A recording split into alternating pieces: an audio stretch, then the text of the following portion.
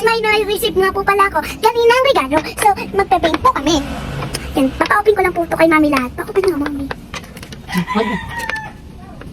Pink, tapos, green. Ay, na-open na natin. So, magkakulay na kami Kiyon. So, let's do. So, mamalaki muna ni Kulaya ni Kiyon ako. Lang. Waka. Guys, papatuyuin po to.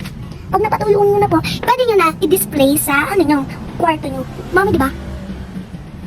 Yan lang, guys. Pindot-pindot lang tayo. Yan, guys. Open na na. Guys, maghuhugas tayo ng hands. Kasi, ang natin. Dati, guys, meron din ganito si Kiyon, pero wala na siya. Ibenta na. Di ba, Kiyon? Yes. Yan, guys, para kami nag-paint ng damit. Ayan, guys, kailangan huwag natin naman ito.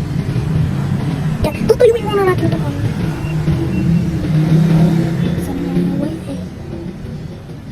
Guys, sa likod na tayo. So, kailangan pala may tagahawak.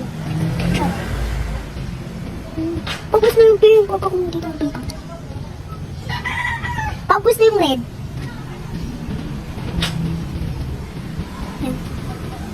Guys, mawagin na yung sa akin. Hala, doon pa talaga sa likod. Yan naman.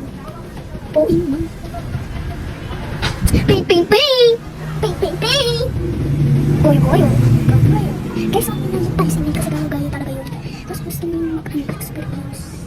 Siyempre, ko to, pasarili ko to sa kanya siya. Siyempre guys, kasi gusto na talaga mag-paint. Yan guys, maghuhugas ako ng hands. Bakit ito yun, de? Oo. Kaya, kasi hindi ako nagduduk-duk ng hair.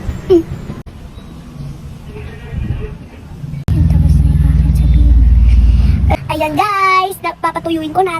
Tapos na kasi ako eh. So let's go. Ano ba yun natin? Ilagay mo na lang dito. Doon sa may plato.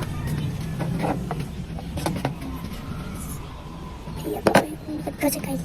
Ayun guys, tapos na kami ng Kiyon. Patuyuin na natin guys. So doon natin papatuyuin sa labas para ma-display na namin dito yung Kiyon. Yan.